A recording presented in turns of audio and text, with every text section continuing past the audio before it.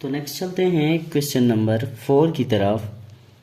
Exercise 10.1 question number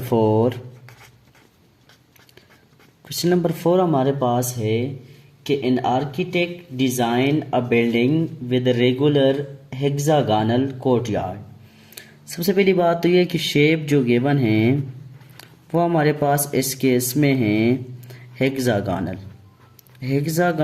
ऐसा shape होता है जिसके 6 साइड होते हैं। तो शेप के बारे में कंफर्म हो गया, shape is hexagonal. Find area with a 4.5 metre एपोतम।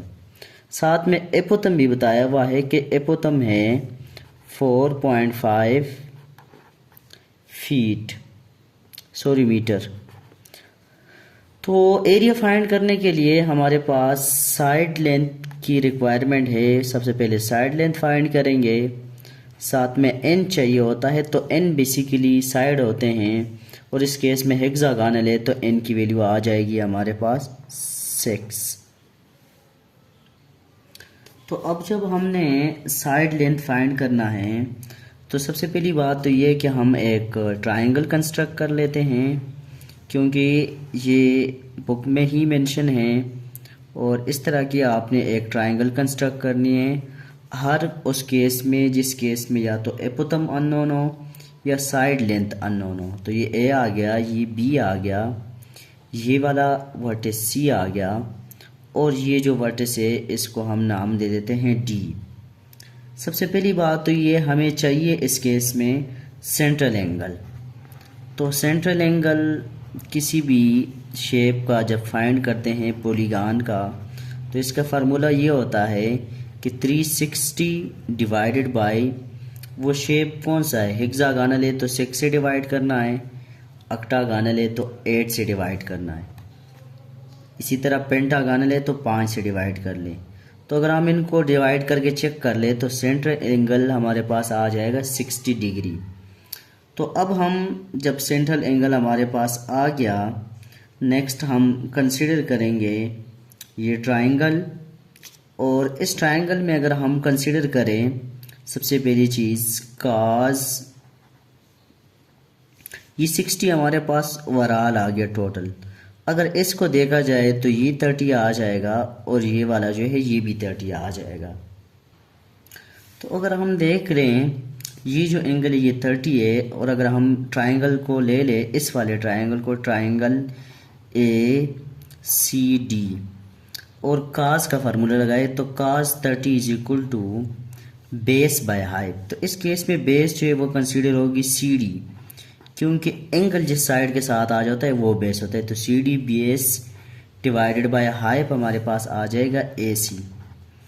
तो अगर हम यहाँ से कैलकुलेट करें तो cos 30 हमारे पास इक्वल होता है square root of 3 divided by 2 is equal to C D.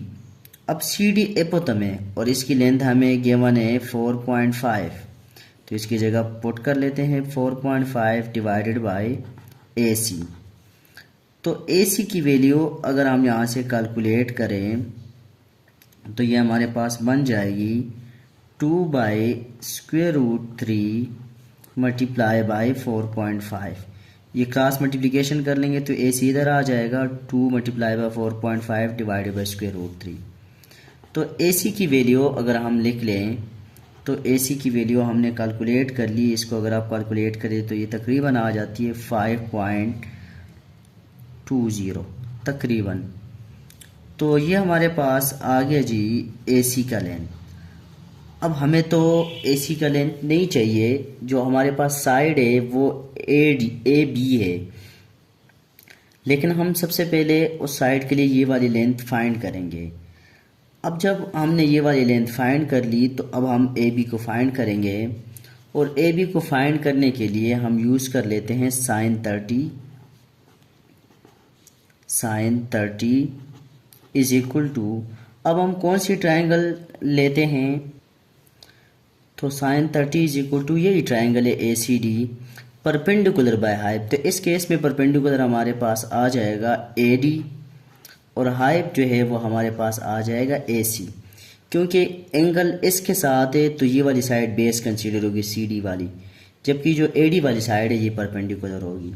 तो यहाँ से अगर हम कैलकुलेट करें तो ए डी की जो लेंथ है वो हमारे पास आ जाएगी साइन 30 की अगर वैल्यू पुट करें तो साइन 30 की वैल्यू है 1/2 is equal to A D वैसे ही आ गया, डिवाइडेड बाय ए सी की जगह अगर हम कैलकुलेट करें तो ये 5.20 पुट कर लेंगे।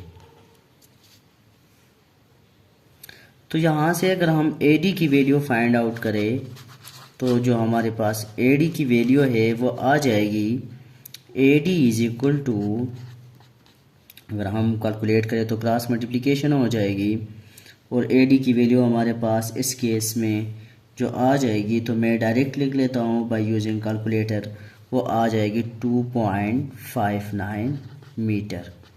तो ये हमारे पास ए डी की वैल्यू आ गई, ए डी की वैल्यू हमारे पास ये आ गई। ए डी की लेंथ जो है वो 2.59 मीटर है। अब हम यूज़ करेंगे ए बी को, क्योंकि हमें चाहिए ए बी लेंथ। तो जो ए बी लेंथ हमारे पास है वो इक्वल होती है A B is equal to 2 multiply by A D, क्योंकि ये जो पॉइंट है ये इस ए बी का, डी पॉइंट ए बी का बिल्कुल सेंटर है। तो इस वजह से अगर ये लेंथ फाइंड हो जाएगी तो ये भी इतनी होगी। तो अगर ये 2.59 है तो ये भी तकरीबन 2.59 ही होगी, क्योंकि ये इसका सेंटर है और ये इसका मिड पॉइंट है डी।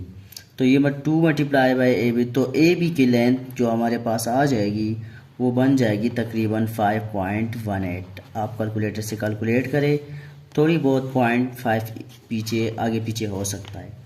तो जो साइड लेंथ थी ए बी वो हमने फाइंड आउट कर ली 5.18। तो अब अगर हम एरिया का फार्मूला लगाएं कि area is equal to 1/2 a multiply by n multiply by s, तो area is equal to 1/2। Area की ए की वैल्यू हमारे पास आई है एपोतम, वो तो पहले ही क्वेश्चन में गिवन थी 4.5। एन तो नंबर ऑफ साइड है और उस क्वेश्चन में मेंशन था कि हेक्सागोनल है तो 6 आ जाएगा। और इसे साइड लेंथ जो हमने कैलकुलेट की तो वो हमारे पास आई है साइड लेंथ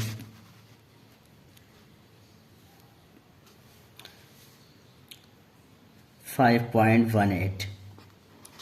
तो अगर इन सबको मल्टीप्लाई करके 2 से डिवाइड करेंगे तो एरिया हमारे पास आ जाएगा 70 मीटर स्क्वायर ऑलमोस्ट।